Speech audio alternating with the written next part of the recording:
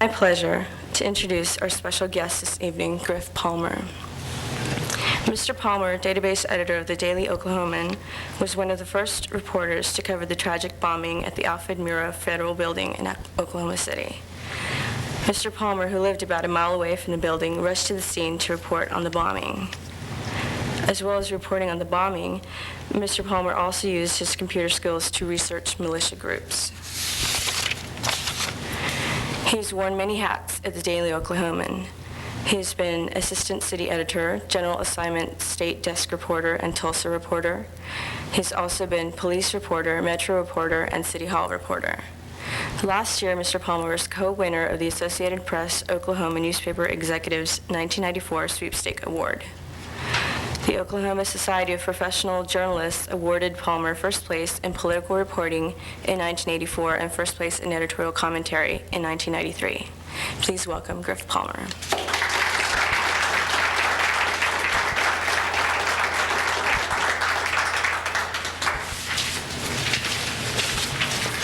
Thank you, Ms. Duran. I'm honored to be invited to contribute tonight to the Edith Fox King lecture series, and more than a little humbled given the stature of those who have preceded me in this series. I have to confess to having just a little bit mixed feelings about being here tonight. Things are still in full swing back in Oklahoma City.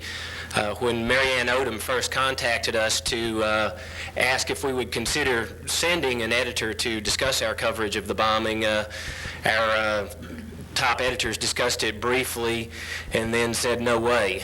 They said, everyone is just too important to this. We're in the middle of the biggest story of the century.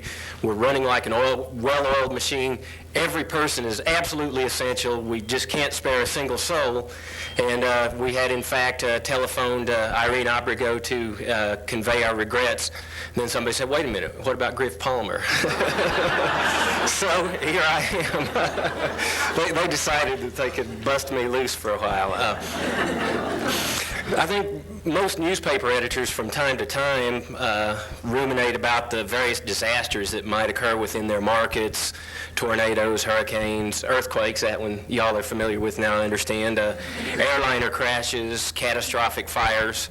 Some newspapers even draw up detailed battle plans for the various disasters that might befall their communities. The Daily Oklahoman has done its share of scenario spinning over the years, though I have to confess the only thing that ever found its way onto paper was a plan for covering an airliner crash at our local international airport, and that plan has grown decidedly musty with the passage of time. The one scenario that we never really gave a lot of thought to was a terrorist attack, particularly one of such staggering magnitude. I suppose there's always a degree of realization in the back of every newspaper editor's mind that any one of our cities could become a target for terrorists. The experts have been telling us this for years. Nowhere is safe, that we should begin preparing for attacks in the heartland as security is increased in the major metropolitan centers along the eastern seaboard. But still, it just seemed so remote somehow, and Oklahoma City, of all cities, seemed beyond the interest of terrorists. So when the bomb tore through the Alfred P. Murrah Federal Building on April 19th, the Daily Oklahoman found itself confronting the disaster without any clear, precise plan for how to cover the event.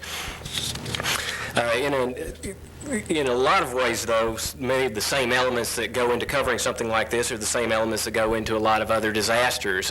In a natural disaster like a killer tornado, many police agencies from many different jurisdictions will converge on the scene, along with men, women, and equipment from many different fire departments and many different emergency medical services. You can count on the Red Cross showing up, along with a variety of other private relief organizations, and you expect that the National Guard is going to be there helping to maintain order and prevent looting, and you can anticipate multiple fatalities and massive casualties. All these circumstances, which one would expect after a tornado, were present after the April 19th explosion, and the numerous fires and floods and mass murders and tornadoes and industrial explosions and other disasters that our staff has covered in the last 15 years served in a sense as a dress rehearsal for what confronted us on April 19th and in the ensuing weeks. As it happens, the disaster struck at a time of significant stability on our newspaper staff. We have a broad base of good seasoned reporters and editors. Our managing editor, Ed Kelly, had noted just a few weeks before this event that the average tenure in the newsroom is 7 years. I think that experience and the network of solid working relationships that evolves in a stable news staff were crucial to our response on April 19th and in the weeks since then. When the bomb exploded, our city editor and his assistants were not due at work for another hour. Most of our city desk editors, or city desk reporters rather, had not yet arrived at the office. Our Metro desk was fully staffed though, and Metro editor Joe Height mobilized every available hand. Those who didn't head downtown helped answer the telephones, which began ringing incessantly within a few seconds of the explosion and didn't stop ringing for days.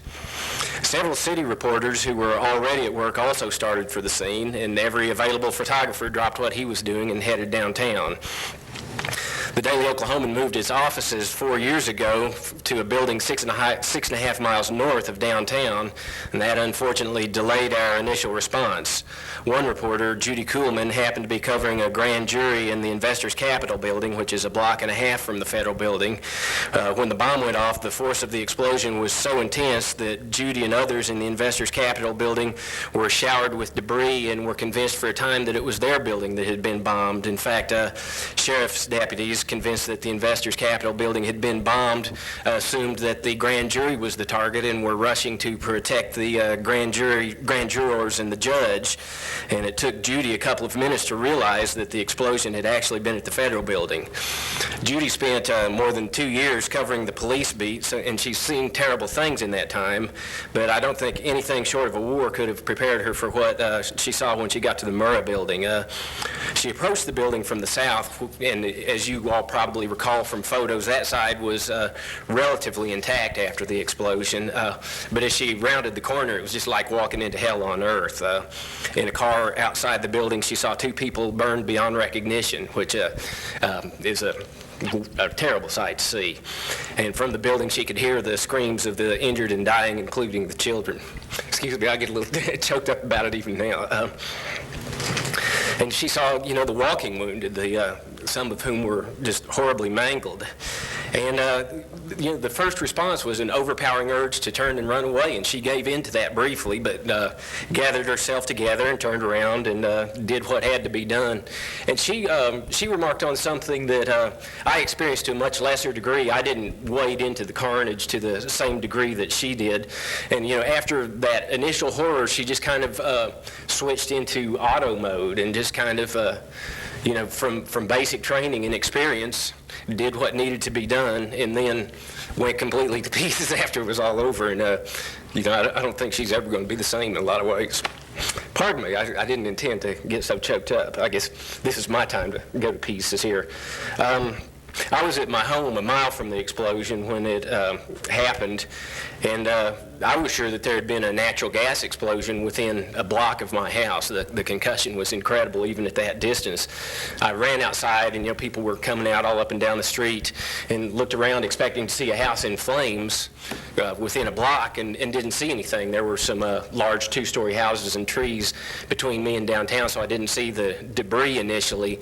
But I stopped and listened, and from the east to the west, as far as I could hear burglar alarms and car alarms going off. And then I started hearing, I live about a mile from the headquarters fire station, and there's another large fire station about 6 blocks to my east, and I could hear every truck in both of those stations going out, and the central ambulance dispatch is near my house. And so I heard bunches of ambulances going out, and I realized that something really bad had happened, and I called the newspaper, and my worst fears were confirmed. So at that point, I grabbed a notebook and pen. Well, I got dressed first. I wasn't even dressed yet when it happened, and headed on downtown. I drove as close to the scene as I felt like I could get, and not getting. I knew they were going to cordon off a large area, and I didn't want to get my truck inside the cordoned off area, which is a particularly good thing since it's kind of a disreputable looking 59 Ford, and there was some word about a pickup truck at one point during the explosion. So, but it really came in handy at deadline time to have a car that was available. There were a lot of reporters' vehicles that did get impounded, some of them for days before they finally got them back. I walked the final 3 blocks to the scene, and I'm no explosives expert, but it was just obvious to me the second I laid eyes on the building what had happened. In fact, the destruction from the bomb extended several blocks away from the building. Windows were shattered, and I don't mean just broken, I mean splintered, and the window frames broken out and twisted. And for a 3-block radius around there, overhead doors, those big metal overhead doors like they have on downtown buildings, were just caved in. The force was just incredible. The Kerr-McGee Tower, which is 29 stories tall, had windows shattered out to the very top of the building, and they told me 90 of their 500 windows were broken, and in all it was thousands of windows broken out all over downtown. The last count I heard, they had identified 75 buildings that had sustained some sort of damage. 30 of those sustained structural damage. 14 of them have had to be condemned. 3 of them just collapsed outright, including buildings in which people were killed, even though they were not at the epicenter of the bomb blast.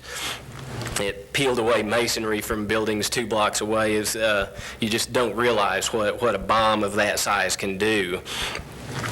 About the time I arrived, I noticed several other of my colleagues arriving, and the authorities were already keeping us from getting any closer than about a half block from the scene. We set about the business of identifying people who had been in the building and who were in condition to talk to us, and started trying to get quotes from survivors and eyewitnesses. And as various key public officials arrived, we got brief comments from them to find out what they knew.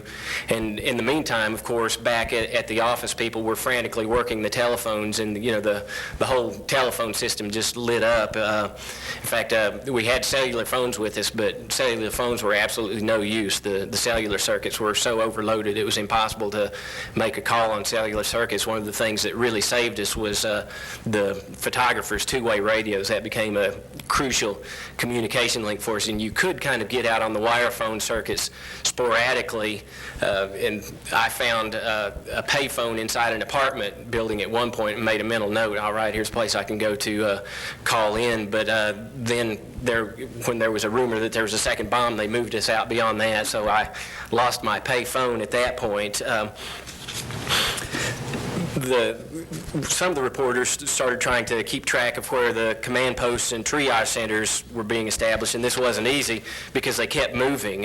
Command posts and triage centers both moved several times. The main triage post was moved 4 different times during the course of the day.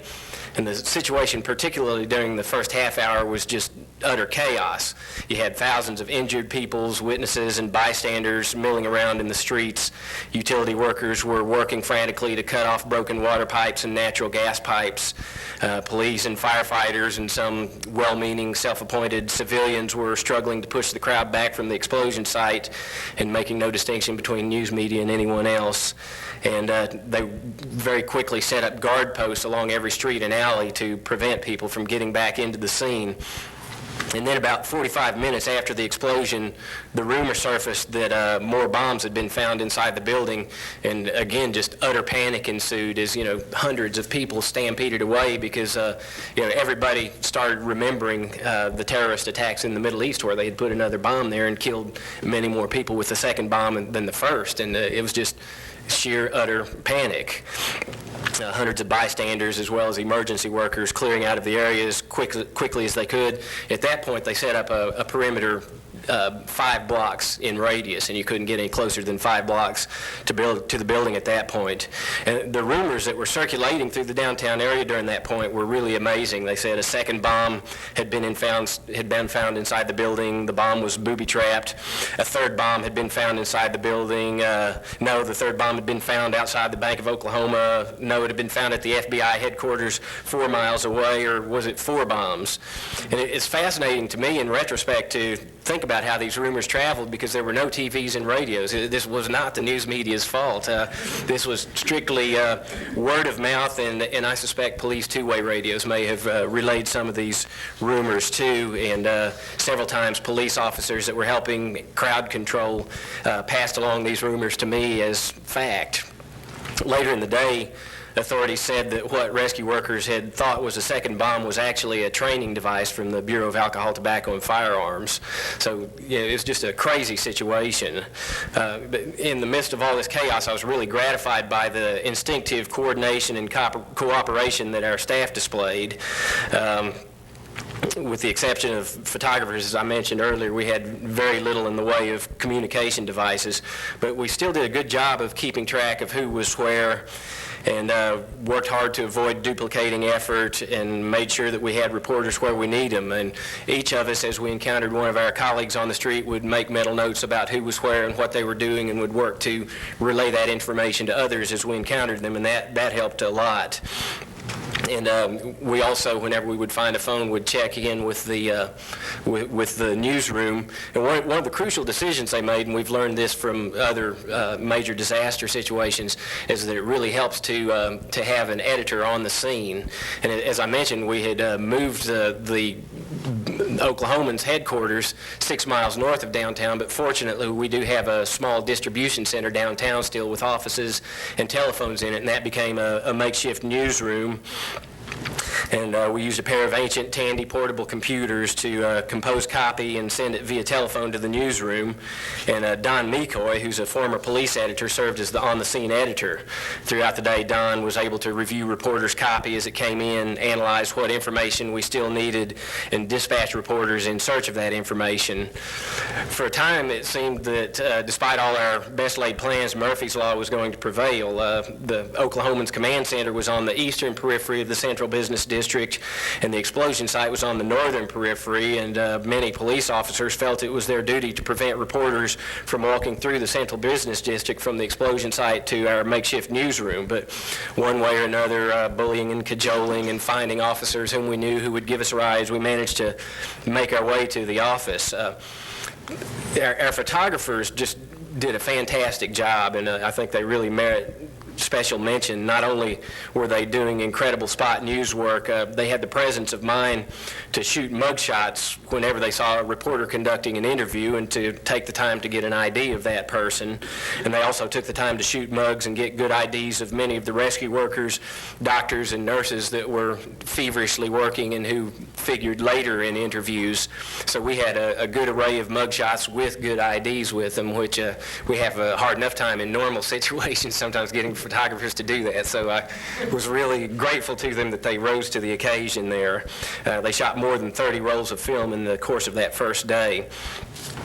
The chaos that reporters, photographers, and editors contended with engulfed our offices to the north as well as the bombing scene. George Wilson, our director of photography, was besieged with representatives from wire services and photo services clamoring for copies of our photos and, in some cases, seeking to exclude other services from similar access. At the peak of the frenzy, 5 different services had set up scanners and transmitters in our photo department and were passing negatives from one another to send to their home offices. In the newsroom, the telephones were ringing constantly with calls from family members frantically trying to find out information about their loved ones who had been in the building and were missing. And radio stations were calling from all over the world begging for interviews with staff members. Any warm body would do. Anybody who answered the phone was likely to find themselves being interviewed by a radio reporter. Some radio stations in far removed time zones were contacting staff members at 2 or 3 in the morning asking for interviews, and if they got your home number into their Rolodex, you were really in trouble. Excuse me. In important ways that I hope I've kind of described for you, the bombing was much like any massive disaster, and we covered it as such, but it was also an act of terrorism. The drama of the explosion and the ensuing emergency response were an important part of our coverage, but we were also having to cover the crime of the century at the same time. This challenge was compounded by the fact that the crime scene was taken over by federal agencies who are notoriously tight-lipped in the best of times. In the weeks since the explosion, one of the biggest liabilities that we've had to struggle with is the fact that we don't have the kind of presence in Washington, D.C. that allows us to cultivate sources inside the Justice Department. And I'm sure that you've seen from reading other news media that those outlets that do have well-developed federal sources have used those sources to good advantage throughout this investigation. Within a few hours of the explosion, we had decided to assign our 4 top investigative reporters to covering the criminal investigation, and they've done really extraordinary work, in my opinion, of marshaling and checking out leads and tracking the judicial process and developing sources. We're also fortunate to have an experienced reporter covering the federal courthouse and reporting very capably on legal proceedings involving Timothy McVeigh and Terry Nichols and James Nichols, but unfortunately he's also distracted right now by the AWACS court-martial case at Tinker Air Force Base, so he's got a very full plate. Events leading up to Timothy McVeigh's arrest unfolded really rapidly, as you'll remember, and fortunately the key investigative developments as well as McVeigh's arrest took place largely inside our state, where we could bring our full resources to bear on them. As federal investigators focused their attention on Michigan, our Washington Bureau reporter Chris Castile put us in touch with a freelance reporter there who helped us keep on top of developments in that state. Now, I think I'm probably betraying a cop reporter's bias here in focusing so intently on disaster recovery and criminal investigation, but a whole lot more went into this story. We had reporters in the newsroom contacting public officials, working the telephones as frantically as they could to get information and get reaction, figure out where the investigation was going. And the same reporters who reported unflinchingly on the blood and guts have written with great skill and empathy and sensitivity about the incredible losses Oklahoma Cityans have suffered individually and collectively. In my admittedly biased opinion, our staff has very capably reported on the grief, anger, bewilderment, hope, charity, pride, and dozens of other emotions and responses that have arisen from this tragedy. In this effort, they've rarely been maudlin, I don't think, and I hope they've never been exploitive. They've shown that they understand the collective makeup of our community, and they've helped others around the world understand our community's makeup. As I'm sure you're well aware, striking the balance between exploring a tragedy and exploiting it is not easy. In telling this story, we, not just the Daily Oklahoman, but all news media, have intruded into a very personal part of people's lives at a time of excruciating grief and horror. We've had to ask painful questions while trying to be sensitive to the pain of those whom we're asking. Along the way, we've been made keenly aware of our capability of doing harm. One mental health worker who traveled to Oklahoma City to help with the psychological devastation of the bombing warned that reporters could do lasting psychological damage by encouraging people to articulate their grief and loss before they were mentally ready to do so. In a way, the news media have served as a conduit for our community's collective grief, sharing the reminiscences of friends and family members about those they've lost, publishing profiles of each of those killed, covering the memorial service in which the whole nation shared. Our copy desk and our art department have also played a vital role in telling this story to our readers. The Daily Oklahoman's never been what I'd call a paragon of modern newspaper design, but we do have very new presses that do very good color reproduction, and our design staff used our resources remarkably well. Steve Byerly and Colleen Smith, collaborating with Billy Sandlin and his staff of artists, turned out some fabulous graphics, maps of the downtown area noting extent of damage to landmark buildings, detailed cutaway drawings of the Murrah building showing the damage caused by the bomb and the location of various agencies within the building, drawings showing how the Murrah building was designed and constructed and how the bomb was cunningly placed to destroy crucial structural supports, collapsing the building and crushing its occupants. In coming weeks, I expect Joe Hyde and our community staff to bring their talents to bear on the bombing most effectively. For the hometown newspaper, this truly is a community story. The bombing has profoundly affected our communal sense of identity. The coming months will be a time of struggle, reflection, and self-discovery for the Oklahoma City community. And I know Joe and his staff will report on this process well. If you'll indulge me now, I'd like to talk a little bit about the role I've played in the ongoing coverage of the Oklahoma City bombing after I gave up my cop reporter instincts and went back to being database editor. As database editor, I've spent the last year developing modest proficiency in exploiting the resources of the internet, and I found the internet to be a great source of information related to the story. Within the first few hours of the explosion, while we still had not completely eliminated the possibility of international terrorism, I was able, with the help of an experienced internet researcher, to locate the U.S. State Department's background file on all known international terrorist organizations. And he gave me literally hundreds of kilobytes of other leads on various servers around the internet where I would be able to find information about the internet or about terrorism. Then, as the focus of the investigation turned to possible links with right-wing extremism, I found the internet to be a rich repository of information about a wide range of right-wing organizations, what they believed, how various organizations' beliefs were similar, and how their beliefs differed. Through news groups and mailing lists, I was able to find a range of academicians who offered valuable insight. There was a journalism student at the University of Montana who shared with me what he had learned from a year's study of militia organizations. There was a Harvard scholar who has studied the role of non-traditional media, such as photocopies, video cassettes, fax distribution networks, shortwave broadcasts, and yes, the internet, in political movements and revolutions. In addition to serving as an information resource, the internet proved to be a fascinating part of the story of the Oklahoma City bombing. Within minutes of the first bulletin's broadcast, Oklahoma-oriented internet news groups were alive with message traffic about the incident. Former Oklahoma residents in other states posted messages voicing their concern and condolences.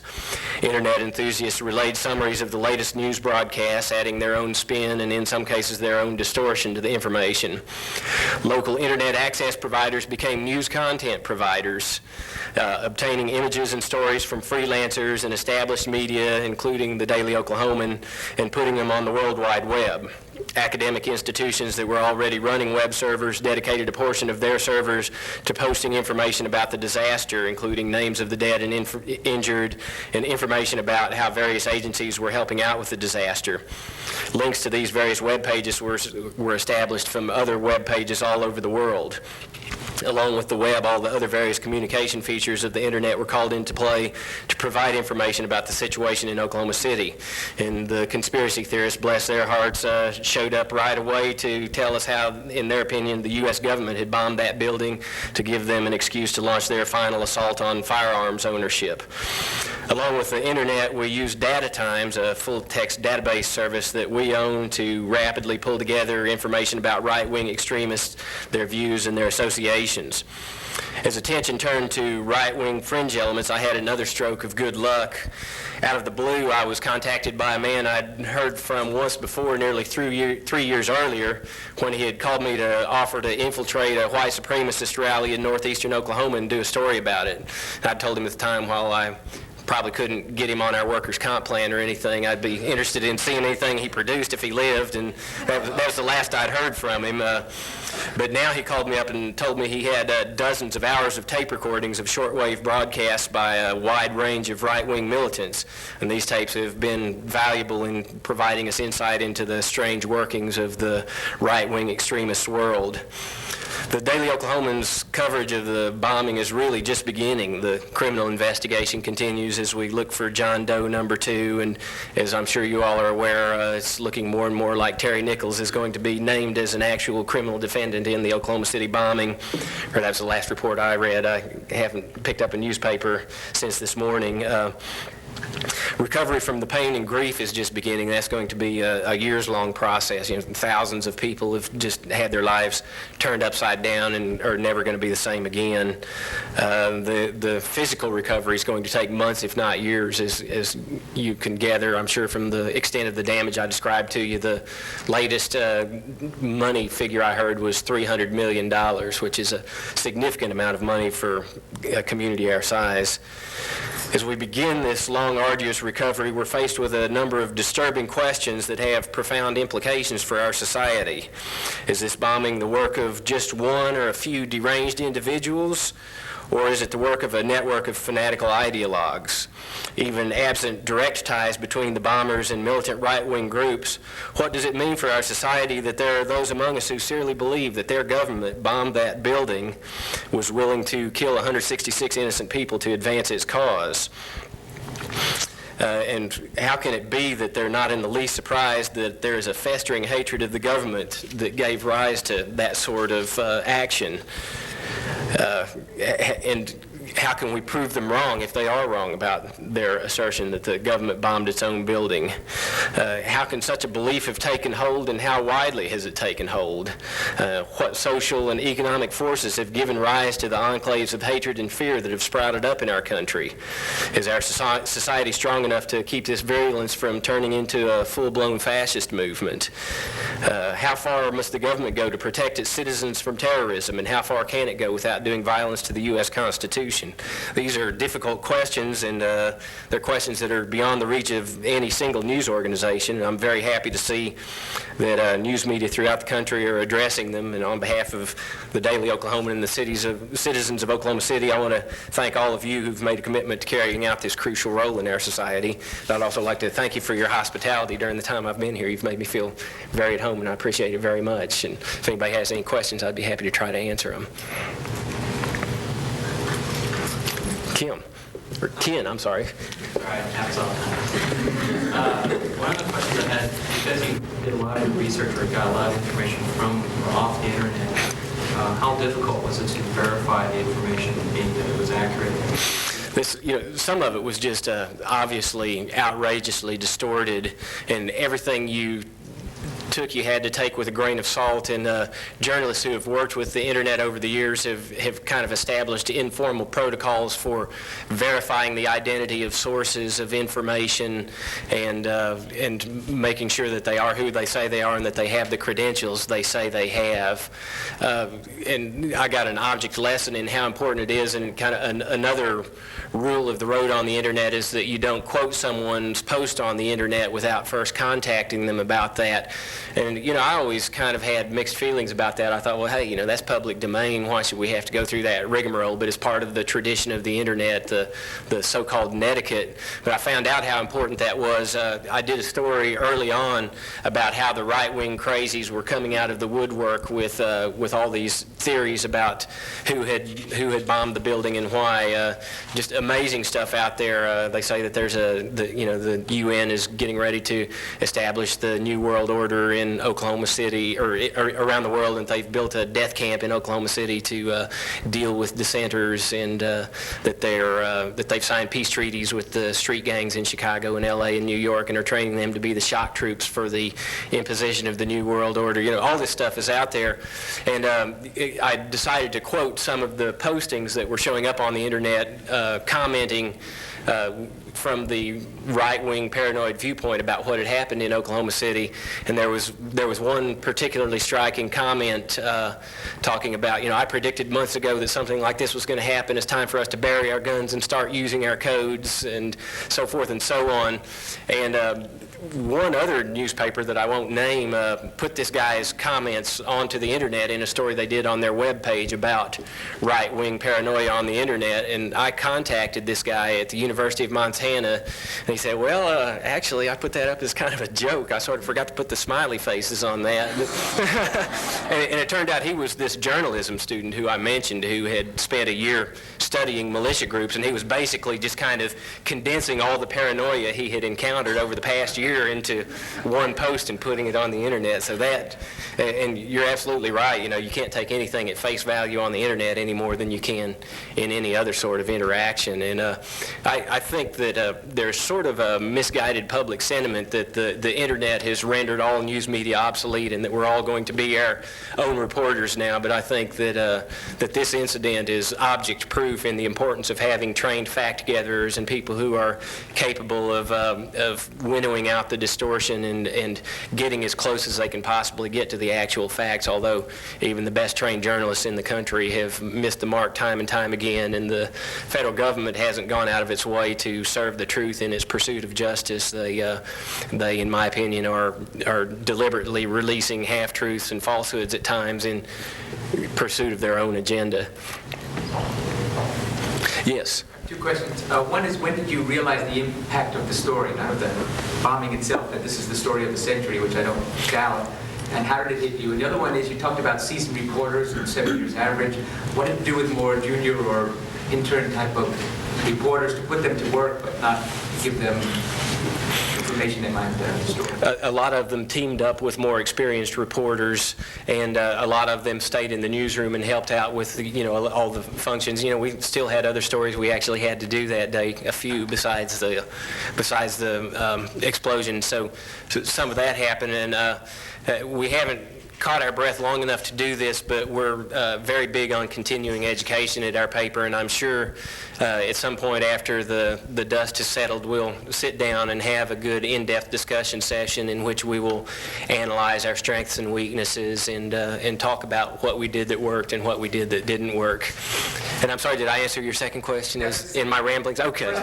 When did you realize the impact? Oh yes, the magnitude of the story. Well, just the actual side of the building, it was just so obvious that it was a bombing, and it was just so obvious that it was terrorism that instantly, to some degree, the magnitude of it hit me. At the same time, though, there's still this sense of surrealness to it. You spend most of the time really kind of detached, and that there are just moments of emotion when it will kind of hit you, particularly for people like me who didn't suffer any direct loss. The people who suffered direct losses are just in incredible pain right now and will be for a long time. But it was, and I think probably to some degree we still don't realize the magnitude of the story. The magnitude keeps growing as you start to realize, as you start to confront these questions about what are the implications for our society as a whole, and can the government that we established 200 years ago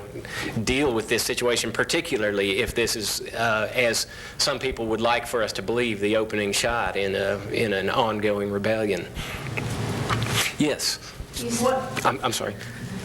I'll start pointing. The two explosion rumor. That's a very intriguing rumor, and this is one of the points that the right-wing extremists have really focused in on and are really hammering on, and there are 2 points for the genesis of this. One is the fact that there were rumors that more explosives were found in the building, and the second is the fact that a seismograph at the University of Oklahoma Geological Survey recorded 2 events of like duration and magnitude 10 seconds apart. And I talked at length just a couple of days ago with the seismologist. I had talked earlier when I first started hearing the 2 explosion theory. I talked with a geologist on the staff there who had some understanding of seismography, and he told me, well, basically what we have is 2 events, but given what we have, we can't say that those events were explosions. We can't say where they occurred. All we can say is 2 events of like duration and magnitude. And I did a story based on that. And also eyewitness reports. I was a mile from the explosion, and I heard 1 explosion. Everybody you talk to, well, different people heard different things. A lot of people reported hearing 2 explosions in rapid succession.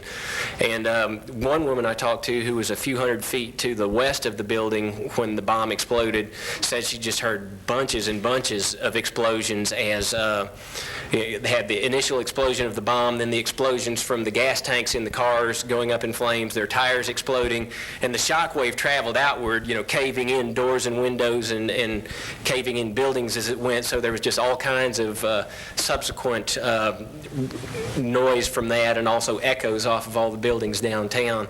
But as far as the second explosion, being able to explain what it is, it's just impossible with that data. But still, a lot of people have focused in on it, or just hammering on it, that there were 2 explosions and that somehow implicates the government in this thing. I think they're trying to imply that there was another bomb inside the building, and that this was part of an elaborate plan. And I've heard some people imply that somebody came down the night before the explosion and drilled the crucial structural pillars in that building with plastic explosives to bring them down. But, from the destructive force I saw of that bomb, it was more than adequate to take out those pillars.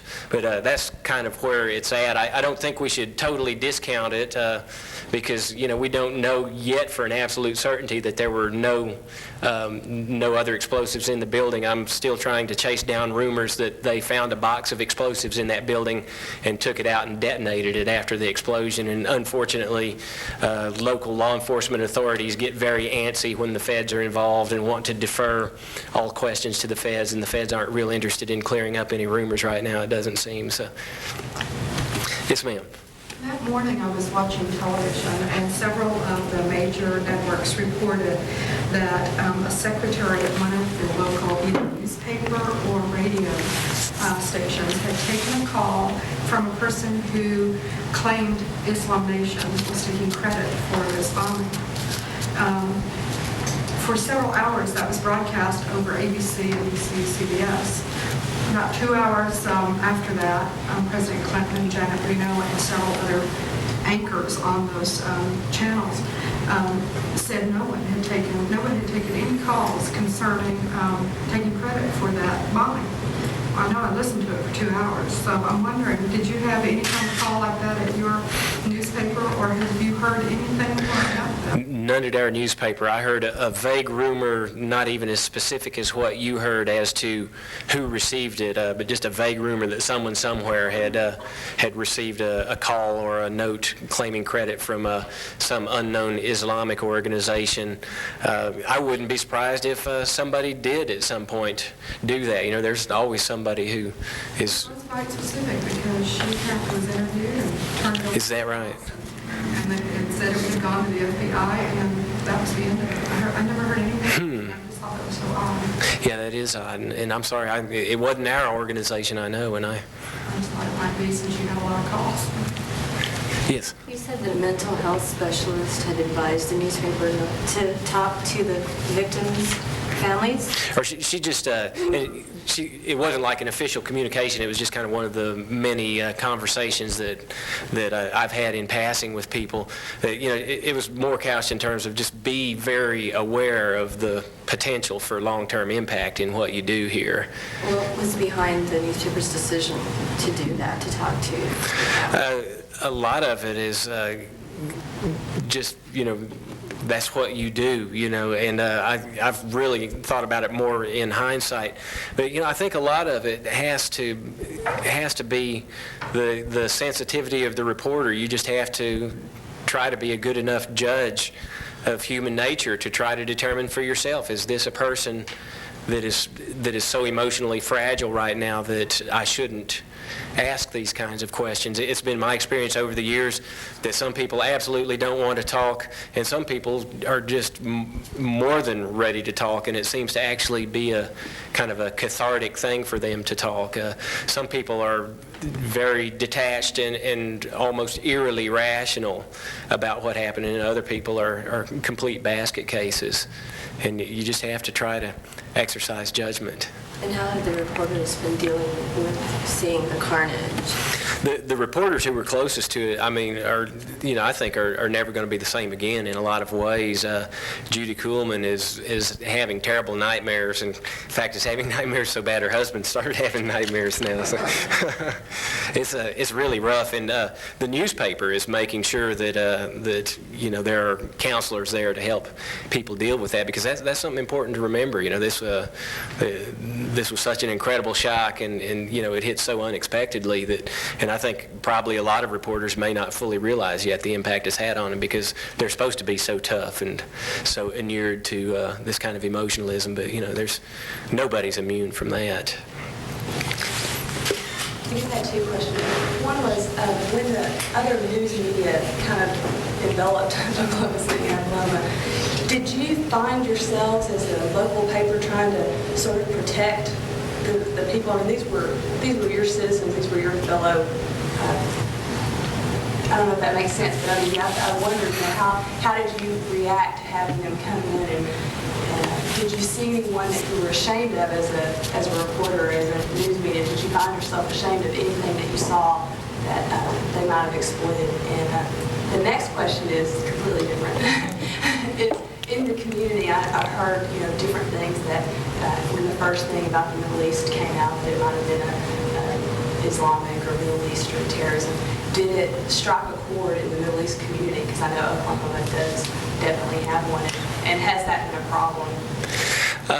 It was a problem briefly, and one of the things that we tried to do immediately was contact leaders of the Islamic community to work with them and give them a chance to discuss the fact that, hey, a lot of us are, American-born and good American citizens, and we're all people, and not everyone who believes in the Islamic tenets is supportive of terrorism, and so there was that kind of approach to it.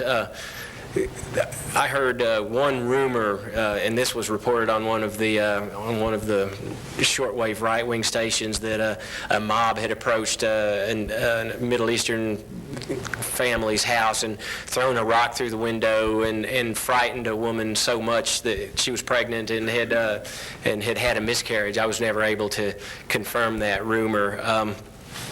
But yeah, there was a lot of sensitivity to that question, and you're right, Oklahoma City does have a significant Middle Eastern community, and that relates to oil. Oklahoma City's universities all, have geology programs, and the Middle East is one of the major oil-producing areas of the world, so it's natural that there is a significant Middle Eastern community and a significant Islamic community in Oklahoma City. And I'm sorry to wander. Help me with your first question again. It's more like these were your fellow citizens. Oh, right, yeah.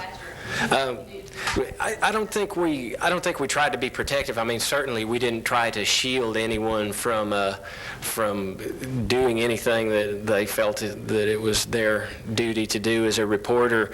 We did write one or two kind of sniffy stories about the conduct of certain elements of the media, and some of the citizens really found the conduct of some media representatives to be less than wonderful. One family remarked about it. They had a child who was in the critical care unit at Children's Hospital, which is where they took all the critically injured children from the bombing blast. And they said that like these news crews would come up and be extremely solicitous until they would determine that their baby wasn't one of the babies injured in the explosion, and then practically shove them out of the way as they went about trying to find the families of people. And that kind of conduct doesn't earn you respect in anybody's book, and there were a lot of stories, some of them probably apocryphal, about different subterfuges adopted by certain reporters to try to get close to the scenes and close to the families. There was one reporter who actually dressed up as a priest, which is pretty reprehensible, and went into the church, which was serving as one of the main grieving centers and information centers for families of the injured, and was trying to use that as a way to get close. But where do you draw that line? One of our reporters, the first thing she did when she got on the scene was went up to an emergency medical worker and grabbed a pair of rubber gloves and put them on so she could look more like an emergency worker to get as close as possible to the scene. And that's getting borderline too. And there are a few other things done that on our staff that not so much in terms of exploiting individuals. I think we were probably more sensitive, and that just comes with being the hometown newspaper. And there have been some good stories done by other media organizations with probably more objectivity than us, contrasting the performance of the national media with the performance of the local media. Yes. I'm sure you mentioned there are many, many stories that have to come out relating to what really happened and so on, but do you see from what you've seen so far maybe any correlation between what's happening now and, say, pre-Nazi Germany?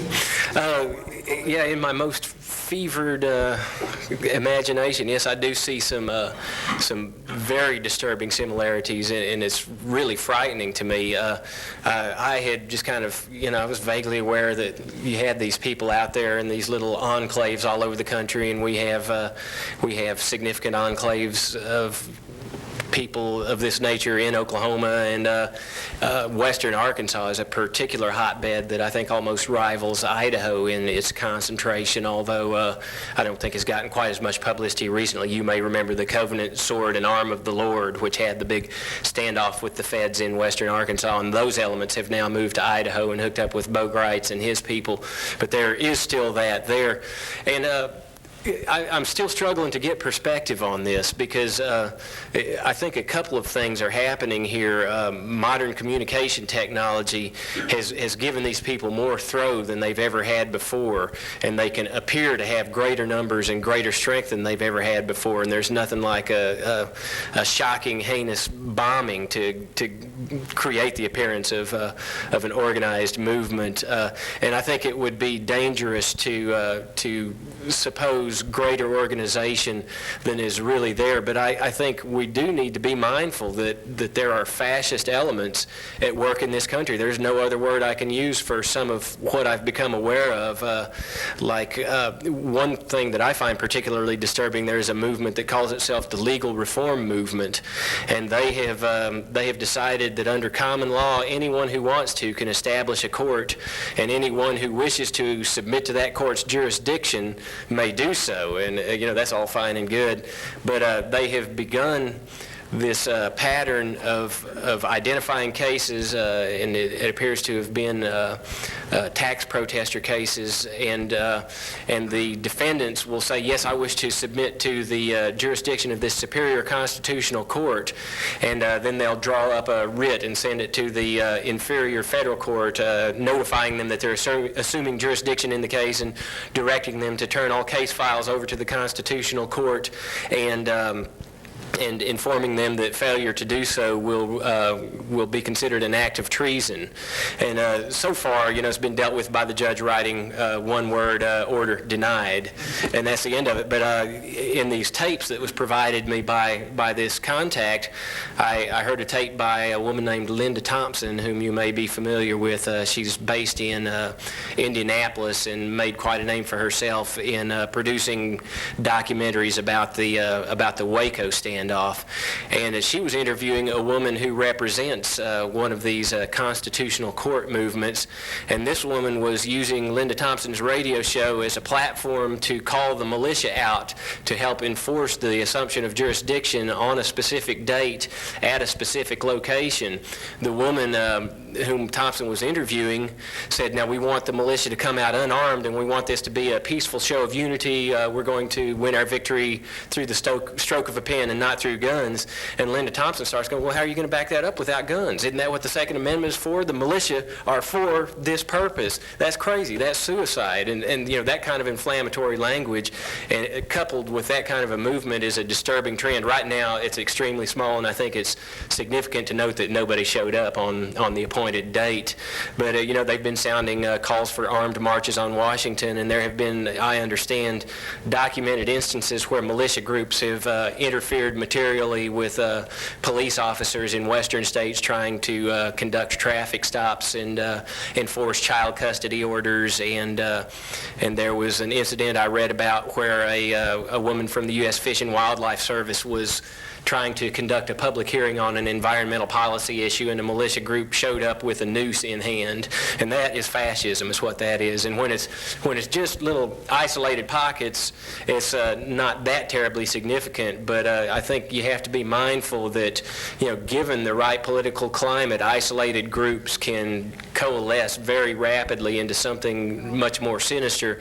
And it's disturbing to me how this ideology prevails across the entire spectrum. One of the things I've learned is there's a whole range of different groups that subscribe to a lot of the same beliefs and a lot of different beliefs, but common to them all is just virulent anger and hatred toward the government over the Waco incident and over the Ruby Ridge incident where Randy Weaver's wife and son were killed, and over excess taxation, over environmental regulation, and over this paranoia about the New World Order. Those are common to every everyone from the white supremacists through to the John Birchers and even into the mainstream Christian fundamentalist church. I have friends who I consider to be very reasonable people who would never in the world consider picking up a gun and using it against the government, but they're convinced that these are the end times and that the UN is going to be the instrument of imposing the New World Order and that it's all preordained in the book of Revelation. And that's kind of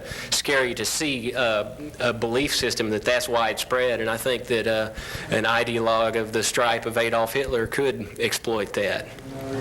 And what you have to do, one of the responses is people want to regulate speech. But I don't think that's the answer. I think what we need to do is exercise our freedom to speak out against fascism wherever we see it and identify it for what it is.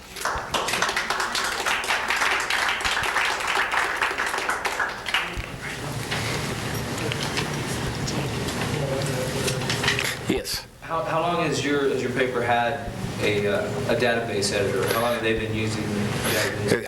I'm the first and only database editor for the Daily Oklahoman. I've been doing it for about 2 years now, and I spent about 3 years before that trying to convince the management that it was something that we needed to do, and then there was a change at the top, and the new guy understood the need and helped to build the commitment, and so we spent the last 2 years putting together a pretty nice equipment system and trying to get the staff on board with the complexities of using computers to analyze large bodies of data. And we're making progress. Thank you. Thank you.